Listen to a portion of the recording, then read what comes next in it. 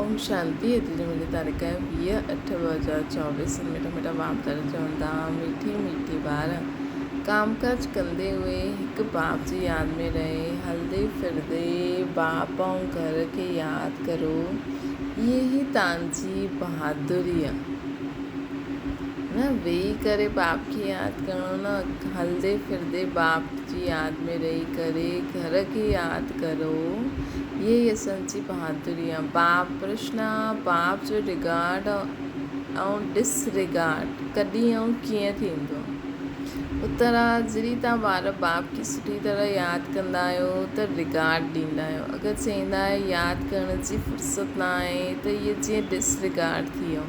वास्तव में इहो बाप जो डिसरिगार्ड न आहे, इहे त पंहिंजो ई डिसरिगार्ड कंदा आहियो। हिन करे नामी ग्रामी केवल भाषण में न, लेकिन यादि जी यात्रा में ठहो। यादि जो चार्ट रखो, यादि सां ई आत्म अभिमानी ठहींदो।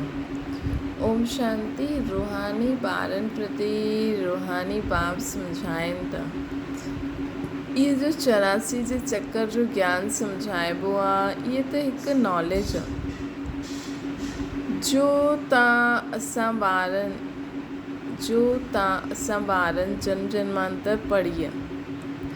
रूहानी ॿार प्रति रूहानी बाप सम्झाइनि था। इहे 84 जे चक्कर जो ज्ञान सम्झाइबो आहे, ये हिकु नॉलेज आहे जो तव्हां असां ॿारनि जन्म जन्मांतर पढ़ी आहे ऐं धारण कंदा आया आहियूं। इहे त बिल्कुलु सहज आहे, इहे कोई नई ॻाल्हि न आहे। बाप बि सम्झाईंदा आहिनि, सतयुग खां वठी करे कलयुग अंत ताईं तव्हां केतिरा पुनर्जन्म वरितव। ये ज्ञान त सहज रीति बुद्धि में आहे ई। ये बि हिकु पढ़ाई आहे। रचना जे आदि मध्य अंत खे सम्झणो आहे, सो बाप जे सवाइ ॿियो कोई सम्झाए न सघंदो आहे। रचना जे आदि मध्य अंत खे सम्झणो आहे, सो बाप जे सवाइ ॿियो कोई सम्झाए न सघंदो आहे। रचयिता बाप ऐं हुनजी रचना जे बारे में बाबा ई ॿुधाए सघंदा आहिनि। बाप चवंदा आहिनि, हिन ज्ञान सां बि ऊच बाप ॻाल्हि आहे यादि जी यात्रा, जेके योग चइबो आहे। योग अक्षर मशहूरु आहे, परंतु इहा यादि जी यात्रा आहे। जीअं मनुष्य यात्रा ते वेंदा आहिनि न, चवंदा आहिनि असां फलानी तीर्थ यात्रा ते वेंदा आहियूं, श्रीनाथ या अमरनाथ वेंदा आहियूं, त उहो यादि रहंदो आहे न। हाणे तव्हां ॼाणंदा आहियो असां रूहानी बाप त वॾी लंबी यात्रा सिखलाईंदा आहिनि कि मूंखे यादि करो, सभु कुझु भुलिजी करे मूंखे परम धाम में यादि करो। उन यात्राउनि सां त लौटी ईंदा आहियूं। इहा उहा यात्रा आहे जो मुक्ति धाम में वञी करे निवास कंदा आहियूं। भल पाठ में ईंदा आहियूं, परंतु हिन पुराणी दुनिया में न। हिन पुराणी दुनिया सां तव्हांखे वैराग्य आहे। इहे त छी रावण राज्य आहे न। त मूल ॻाल्हि आहे यादि जी यात्रा। कई ॿार इहे बि सम्झंदा न आहिनि कि कीअं यादि करिणो आहे। कोई यादि कंदा आहिनि व न कंदा आहिनि। इहे ॾिसण में त कोई चीज़ ईंदी न आहे। बाप चवंदा आहिनि पंहिंजे खे आत्मा सम्झी मुझ बाप खे यादि करिणो आहे। ॾिसण जी त चीज़ न आहे, न मालूम पई सघंदो आहे। इहा हुन अवस्था में केसिताईं यादि जी यात्रा में क़ाइमु रहंदा आहिनि। ॾिसण में त नथो अचे, न मालूम पई सघंदो आहे, है न, कि केतिरो यादि में रहंदा आहिनि। इहे त ख़ुदि ई ॼाणे। जेको सदा यादि में रहंदो हूंदो न, हिकु त उहो हल्को हूंदो, ख़ुशि रहंदो, संतुष्ट रहंदो, युक्त हलंदो। युक्तियूं त ॾाढनि खे ॿुधाईंदा आहिनि। कल्याणकारी बाप सम्झाईंदा आहिनि पंहिंजी खे आत्मा सम्झी मूंखे यादि करो, पर पंहिंजी सर्विस बि कंदा रहो। जीअं मिसाल पहिरें ते ॿार आहे, चकर लॻाईंदा रहंदा आहिनि। इन्हनि खे यादि में रहणु त सहज आहे, सवाइ बाप जी यादि जे ॿियो कुझु यादि ई न अचिणो खपे। बाबा मिसाल ॾेई ॿुधाईंदा आहिनि, हुन यादि जी यात्रा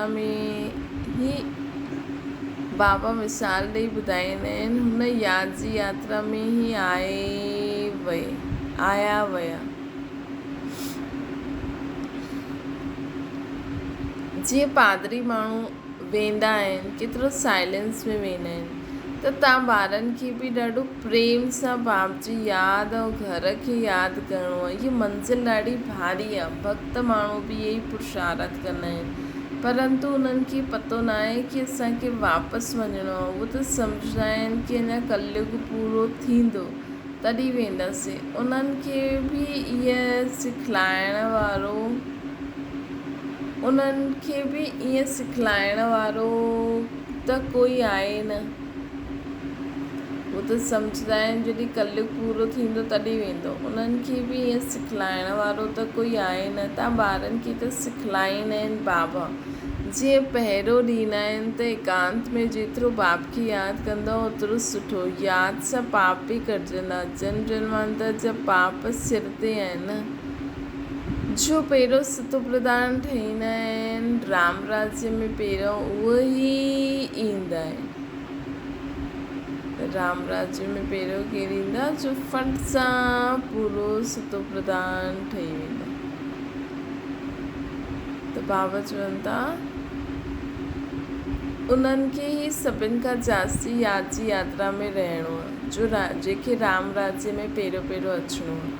कल्प कल्प जी ॻाल्हि आहे त हिननि खे यादि जी यात्रा में रहण जो सुठो चांस आहे पहिरेदार वारनि खे। हिते त कोई लड़ाई झगड़े जी ॻाल्हि न आहे। ईंदा वेंदा अथवा वेंदे हिकु पंथ, ॿ कार्य, पहिया बि ॿ आहिनि न। बाप खे यादि कंदा रहो, मतिलबु कुझु बि कमु करो था लेकिन ॿ कम करो। हिकु त बाप खे यादि करो ऐं कमु करो। जीअं इहे पहिरें वारा पहिरियों ॾियो बाप खे यादि करो। कर्म कंदे बाप खे यादि कंदा रहो। पहिरें वारनि खे त सभिनि खां जास्ती फ़ाइदो आहे, चाहे ॾींहं जो चाहे राति जो पहिरियों ॾींदा आहिनि उन्हनि जे लाइ ॾाढो फ़ाइदो आहे। अगरि इहे यादि रहण जी आदत पइजी वञे त बाप जी सर्विस ॾाढी सुठी ॾे। पहिरियों यादि जी यात्रा मतिलबु सभिनि खां वॾी सुठी सर्विस इहा आहे, यादि रही करे बाबा जी सेवा करो।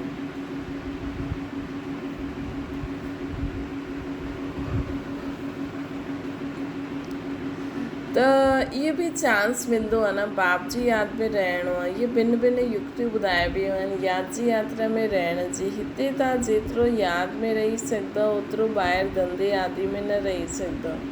हिन करे मधुबन में ईंदा आहिनि रिफ्रेश थियण लाइ। एकांत में वञी करे हिकु पहाड़ी ते वेही रहो, यादि जी यात्रा में रहे, पोइ हिकु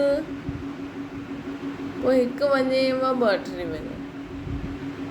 एकांत में वञी करे बाबा चवनि था कि मधुबन में त ॾाढो टाइम हूंदो आहे। एकांत में वञी करे हिकु पहाड़ी ते वेही यादि में रहो, पोइ हिकु वञे या ॿ टे वञनि। हिते चांस ॾाढो सुठो आहे। इहे ई मुख्य आहे न बाप जी यादि। बाप जो प्राचीन योग भारत जो प्राचीन योग मशहूरु ॾाढो आहे।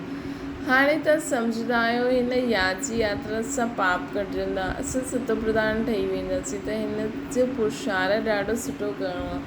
बहादुरी त हिन में आहे न जो कमु कंदे उहे बाप खे यादि करे ॾिखलायो। कर्म त करिणो ई आहे। छो जी तव्हां आहियो प्रवृत्ति मार्ग वारा। रस व्यवहार में रहंदे, धंधो आदि कंदे बुद्धि में हिकु बाप जी यादि रहे। इन में तव्हांजी ॾाढी कमाई आहे। भल हाणे कई ॿारनि जी बुद्धि में न ईंदो आहे।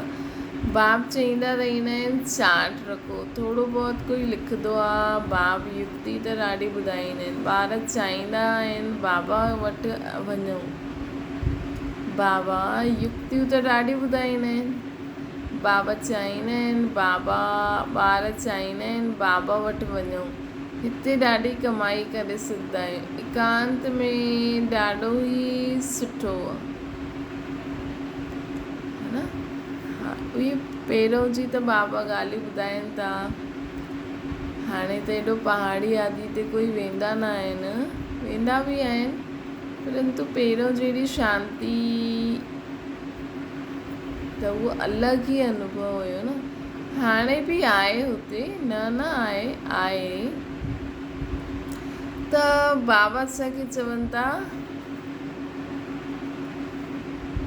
कि तव्हां त ग्रस्त व्यवहार में रहंदा आहियो न, त तव्हांखे त कर्म बि करिणो आहे। त कर्म कंदे बाबा खे यादि करे पंहिंजा पाप धोईंदा रहो, चाट लिखंदा रहो।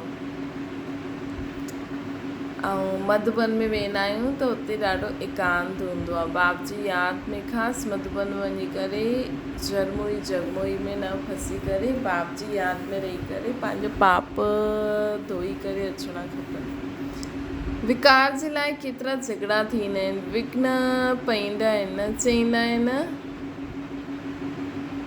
चईंदा आहिनि बाबा असांखे पवित्र न रहण ॾींदा आहिनि। बाबा चईंदा आहिनि ॿार तव्हां यादि जी यात्रा में रही जन्म जन्मांतर जे पाप जो सिर ते आहिनि उहो बोझ उतारो।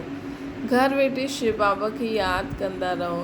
अगरि कोई बि तकलीफ़ आहे, कोई बि परिस्थिति आहे, कोई बि सूर आहे, कोई बि दुख आहे, त बाबा खे चई करे छा कंदव? बाबा त असांखे सभु कुझु ॿुधाए छॾियो अथई न। हिन खां त बाप खे यादि करे उहो कटंदा रहो। यादि त किथे बि वेही करे सघंदा आहियो, किथे बि रहंदा आहियो। प्रैक्टिस करो, जो बि अचे सभिनि खे पैगाम ॾियो। बाप चईंदा आहिनि पंहिंजे खे आत्मा सम्झी बाप खे यादि करो। इनखे योग बल चइबो। पंहिंजे खे आत्मा सम्झी बाप खे यादि करो, इनखे योग बल चइबो। बाप बल माना ताक़त शक्ति, बल माना ताक़त शक्ति, योग बल। तो योग बल अर्थात बाप जी यादि सां असांखे बल अर्थात ताक़त ऐं शक्ति मिलंदी आहे। बाप खे सर्वशक्तिवान चईंदा आहिनि, त उहा शक्ति बाप सां कीअं मिले? बाप ख़ुदि चईंदा आहिनि मूंखे यादि करो। बाप ख़ुदि चईंदा आहिनि कि मूंखे यादि करो। त असांखे बाप खे यादि करिणो आहे न। तव्हां हेठि उतरदे तमो प्रधान थी विया आहियो त उहा शक्ति बिल्कुलु ई ख़तमु थी वेंदी आहे। पाक जी बि न रही। दुश्मन में भी कोई आए जो सुठी रीति, तव्हां में भी कोई आए जो सुठी रीति सम्झाईंदा आहिनि, बाप खे यादि कंदा आहिनि। त बाबा चवनि था इहे असां पाप कंदे कंदे अहिड़ा थी वियासीं कि हाणे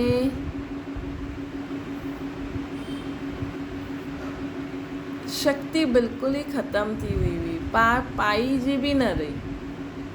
हाणे बाबा खे यादि करे वरी असां में शक्ति भरणी आहे असांखे। तव्हां में बि कोई आहे जो सुठी रीति सम्झाईंदा आहिनि, बाप खे यादि कंदा आहिनि, त पंहिंजे खां पुछिणो आहे असांजो चाट केसि ताईं रहंदो आहे। बाप त सभु ॿारनि खे चईंदा आहिनि यादि जी यात्रा मुख्य आहे।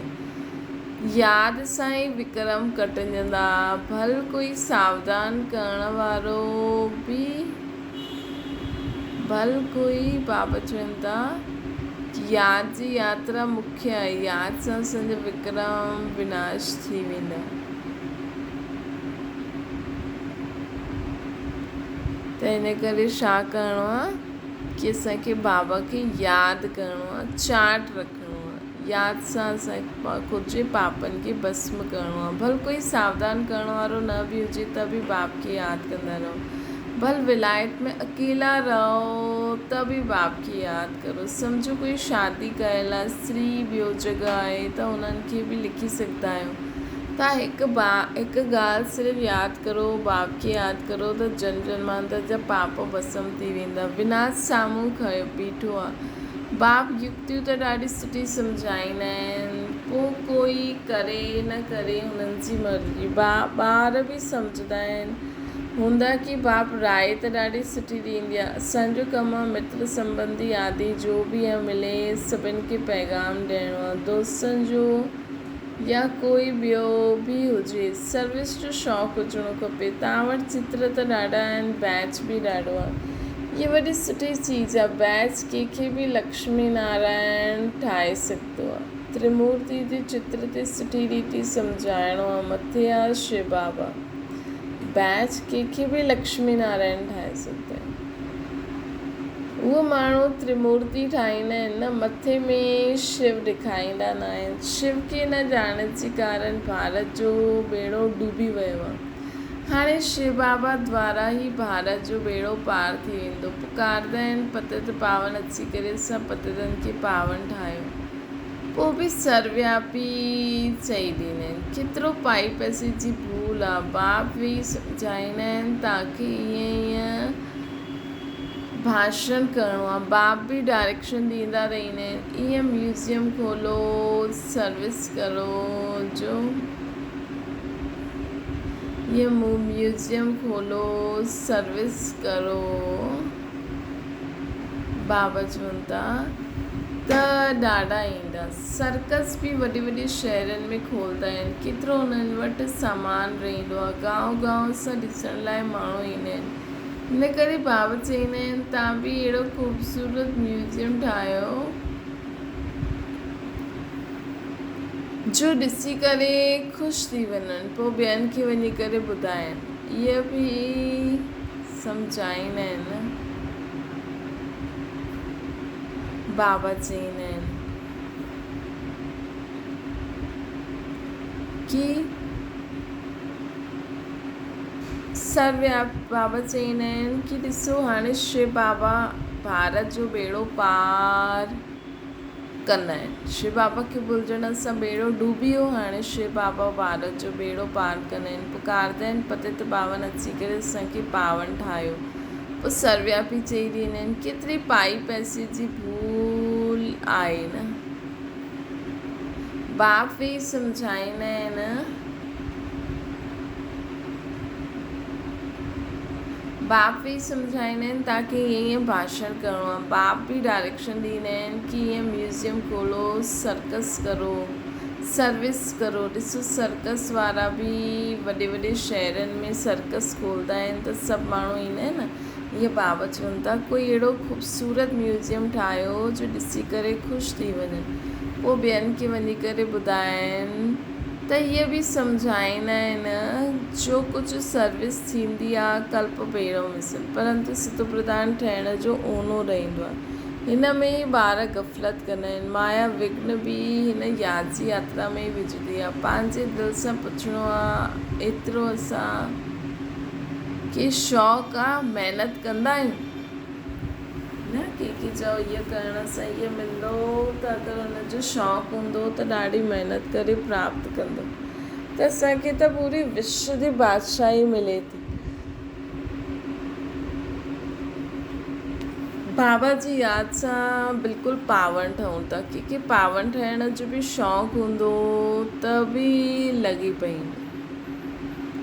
बाबा चवंदा आहिनि ज्ञान त कॉमन आहे। बाप बि कर 84 जे चक्कर कोई सम्झाए न सघंदो आहे। बाक़ी यादि जी यात्रा मुख्य आहे। पिछाड़ी में कोई बि यादि अचे सिवाय हिकु बाप जे। डायरेक्शन त बाबा पूरो ॾींदा आहिनि। मुख्य ॻाल्हि आहे यादि करण जी। तव्हां कोई खे बि सम्झाए सघंदा आहियो, भल कोई बि हुजे। तव्हां सिर्फ़ु बैच ते सम्झायो, भल कोई बि हुजे तव्हां सिर्फ़ु बैच ते सम्झायो। ॿियो कोई वटि बाबा चवंदा आहिनि कि कोई बि अचे त बैच ते सम्झायो। ॿियो कोई वटि ईअं अर्थ सहित मेडल न हूंदा आहिनि। मिलिट्री वारा सुठो कमु कंदा आहिनि त उन्हनि खे मेडल मिलंदो आहे। राय साहब जो मेडल सभु ॾिसंदा आहिनि। इन्हनि जो वाइसराय सां टाइटल मिलियो आहे। अॻियां वाइसराय हूंदा हुया, हाणे त अॻियां राय। बाबा चवंदा आहिनि कि अॻियां त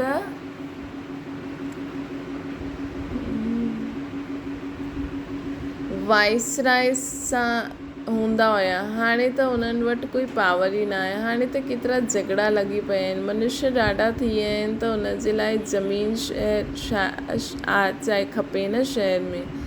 हाणे बाबा स्वर्ग जी स्थापना करनि था। एतिरो सभु ख़लास थी, बाक़ी केतिरा थोरा वञी करे रहंदा। ज़मीन त ढेर हूंदी, हुते त सभु कुझु हूंदो। उन दुनिया में हलण लाइ वरी खां सुठी रीति पुरुषार्थ करिणो आहे। हर हिकु मनुष्य पुरुषार्थ कंदा आहिनि। ॾाढो ऊच पद पाईंदा आहिनि। कोई पूरो पुरुषार्थ न कंदो आहे त चईंदा आहिनि नापासीअ। हाणे बाबा चवनि था कोई ऊचो पद न पाए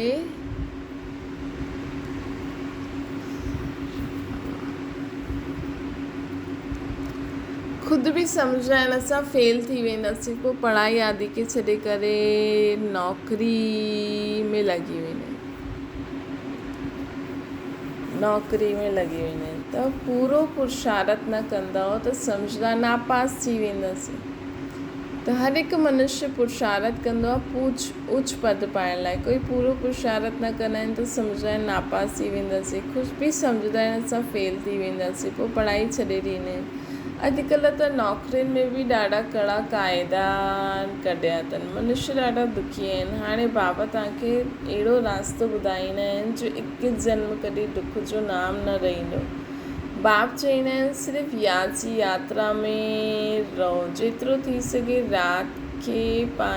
राति खे ॾाढो सुठो आहे, जेतिरो थी सघे राति जो यादि करो, भले लेटा बि हुजो त बि यादि करो। कोई खे पोइ निंड अची वेंदी आहे, ॿुढो हूंदो जासी वेठो न वेही सघंदो त ज़रूरु सुम्ही पईंदो, लेटे हुए बि परमात्मा खे यादि करे उन्हनि सां सभु ॻाल्हियूं करे सुम्हणी खपनि। ॾाढी ख़ुशी अंदरि में थींदी रहंदी, छो जो बाबा ॾाढी कमाई थींदी आहे न। इहे त सम्झाईंदा आहिनि टाइम पियो अञा, परंतु मौत जो कोई ठिकानो न आहे। त बाप सम्झाईंदा आहिनि मूल आहे ही याद जी यात्रा।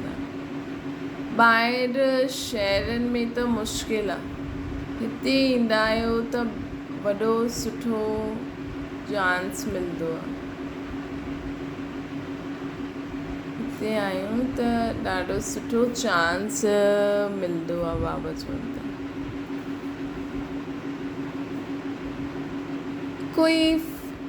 कोई फ़िक्रात जी ॻाल्हि न आहे, हिन करे हिते चाट वधाईंदा रहो, तव्हांजा कैरेक्टर्स बि ईअं सुधरंदा वेंदा। परंतु माया ॾाढी दुस्तर आहे, घर में रहण वारनि खे एतिरो क़दुरु न रहंदो आहे जेतिरो ॿाहिरां वारनि खे आहे। पोइ बि हिन समय गोपन जी रिज़ल्ट सुठी आहे, मतिलबु बाबा जे घर में रहण वारे ॿारनि खे क़दुरु न आहे परंतु ॿाहिरां वारनि खे आहे। त उहा बाबा चवंदा आहिनि पोइ उहो पुरुषार्थ कंदा आहिनि, पोइ बि हिन समय गोपन जी रिज़ल्ट सुठी आहे। कई ॿार लिखंदा आहिनि शादी जे लाइ तंग कंदा आहिनि, छा करो। जो मज़बूत सेंसिबल ॿार हूंदा उहो कॾहिं ईअं न लिखंदा आहिनि त बाबा सम्झंदा आहिनि दृढ़ पकड़ी आहे, इहे त पंहिंजे हथ में आहे जीवन खे बचाइण। हिन समय हिन दुनिया में अनेक प्रकार जा दुख आहिनि, जॾहिं हाणे बाबा त सहज ॿुधाईंदा आहिनि तव्हां ॿार त महान भाग्यशाली आहियो जो अची करे साहिबज़ादा ठहिया आहियो। बाप केतिरो ऊच ठाहींदा आहिनि, पोइ बि तव्हां बाप खे गाली ॾींदा आहियो, जो सो बि कची गाली ॾींदा आहिनि। एतिरो तमो प्रधान ठहिया आहिनि जो ॻाल्हि न पुछो। इन सां जास्ती ॿियो छा सहन कंदा, इन खां जास्ती ॿियो छा सहन कंदा।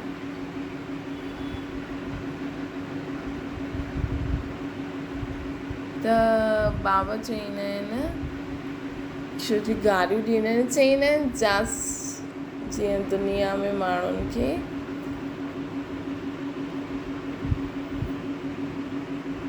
बाबा चवंदा आहिनि जास्ती तंग कंदव त ख़तमु करे ॾींदासीं। त इहे बाप वेही सम्झाईंदा आहिनि। दुनिया में त माण्हू ॾाढा ई तमो प्रधान थी विया आहिनि।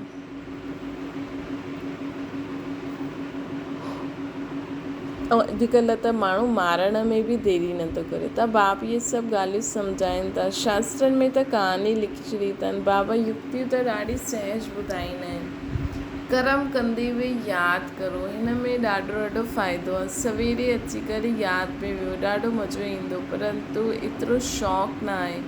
टीचर स्टूडेंट जी चलन सां सम्झी वेंदा आहिनि, इहे फेल थी वेंदो। बाप बि सम्झाईंदा आहिनि बाबा बि सम्झाईंदा आहिनि। ये फेल थी वेंदासीं, ये फेल थी वेंदो सो बि कर्म, ये फेल थी वेंदो ॿार। बाबा वेही करे ॿुधाईंदा आहिनि अगरि बाप बि सम्झाईंदा आहिनि ये फेल थी वेंदो सो बि कल्पांत जे लाइ। भले भाषण में त होशियार आहिनि, प्रदर्शनी बि सम्झाए वठंदा आहिनि, परंतु यादि न आहे न, हिन में फेल थी वेंदा आहिनि।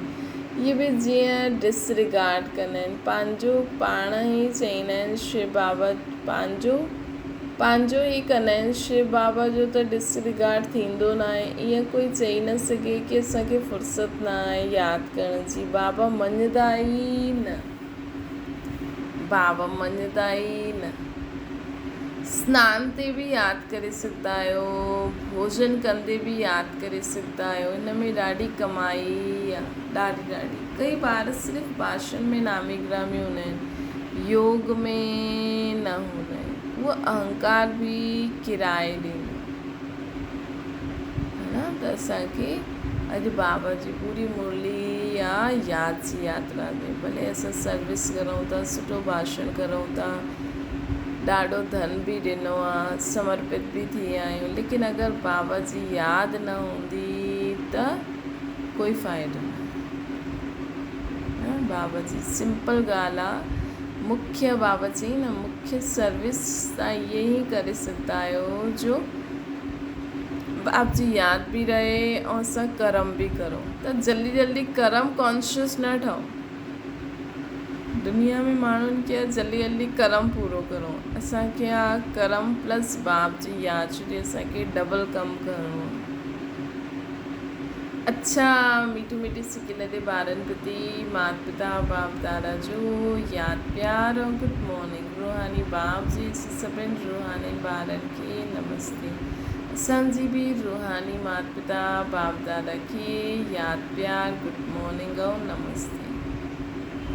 धारणा जे लाइ मुख्य सार, सर्वशक्तिवान बाप सां शक्ति वठण लाइ यादि जी जात वधाइणो आहे। यादि जी भिन्न युक्तियूं रचणियूं आहिनि। एकांत में वेही विशेष कमाई जमा करो, एकांत में वेही विशेष कमाई जमा करो, है ना। इहो ई समय आहे पूरी कल्प जे लाइ कमाई जमा करणु। ॿियो त पोइ त असांखे पंहिंजे कर्मनि अनुसार मिलंदो। अल्पकाल क्षण भंगुर भक्ति सां असांखे थोरो बहुत सुख मिलंदो, लेकिन हाणे असां पूरी कल्प जो पंहिंजो वरसो बाप खां वठी सघंदा आहियूं। बाबा चवनि था ॿियो आहे सतो प्रधान ठहिण जो ओनो रखिणो आहे, गफ़लत न करणी आहे, अहंकार में न रहणो आहे, सर्विस जो शौक़ु बि ॾेखारिणो, सर्विस जो शौक़ु बि ॾेखारिणो आहे। बाबा चवनि था साथ साथ यादि जी यात्रा में बि रहणो, साथ साथ यादि जी यात्रा में बि रहणो, सर्विस भी करनी है, याद भी करना। वरदाना सब कुछ बाप हवाले करे, कमल समान न्यारो प्यारो ठहण वारा डबल लाइट। बाप जो ठहण था सब बोझ बाप खे ॾेई छॾणु। डबल लाइट जो अर्थ ई आहे सभु कुझु बाप हवाले करणु। इहो तन बि मुंहिंजो न आहे, त बाबा तन बि ॾिनो अथई, ये तन बि मुंहिंजो न आहे त बाक़ी छा रहे। ये तन बि असां बाबा खे ॾेई छॾियो त बाक़ी छा।